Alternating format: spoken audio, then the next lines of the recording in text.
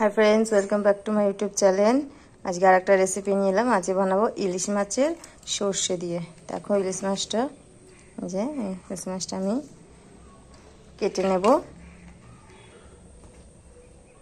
কেটে ধুয়ে নিই, তারপর আসছি। মাছটাকে কেটে নিচ্ছি। এবার আমি নুন আর হলুদ মাখিয়ে নেব মাছে মাখিয়ে নিয়ে রেখে দেবো।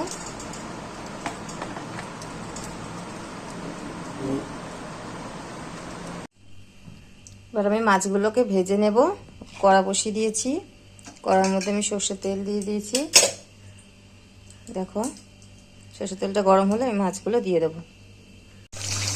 মাছগুলো দিয়ে দিয়েছি আমি তেলে।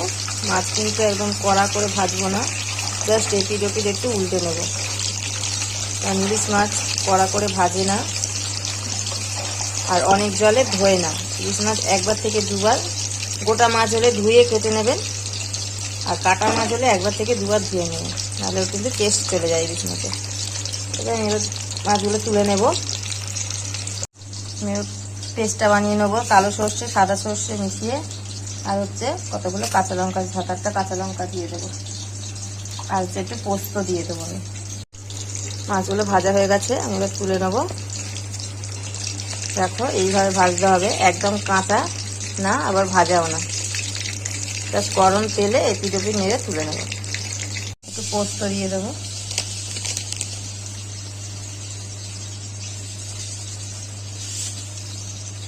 মাছগুলো ভেজে নিয়েছি, আর এই যে মাছের মুড়োটা আর কানকোগুলো ভেজে নেবো। এটা আমি পুঁই শাক করবো, তাই জন্য এটাকে আমি মুড়োটাকে রেখে দেবো। যে সর্ষে পেস্ট করে নিয়েছি,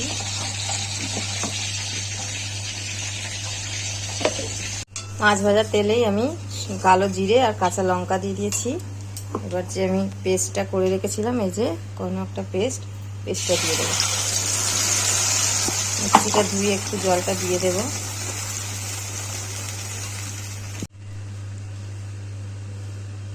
ধুয়ে দিয়ে দিয়েছি। এবার লঙ্কার গুঁড়ো আর একটু হলুদ গুঁড়ো দিয়েছি, আর লবণ দিয়ে দেবো, নুন দিয়ে আমি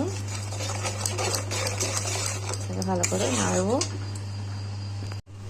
দেখো ঝোলটা ফুটে গেছে। এবার আমি মাছগুলো ছেড়ে দেবো। একটু ধরে দিয়ে গরম করে, নাহলে ভেঙে যাবে। মাছগুলো ফুটে গেলে তারপর আমি লাগিয়ে নেব, ধনেপাতা ছড়িয়ে লাগিয়ে নেব। মাছগুলো দিয়ে একটু ফুটিয়ে নেব।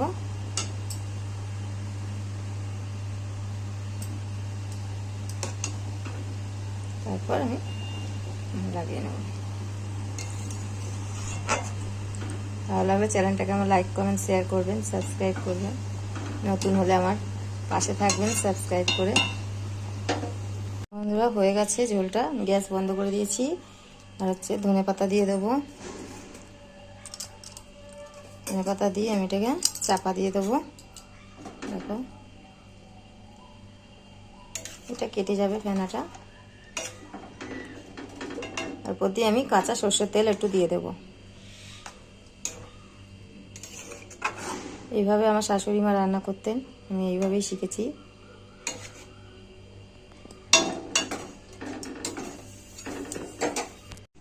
একটা বাটিতে আমি হয়ে গেছে। এবার আমি সর্ষের তেল দিয়ে দেবো।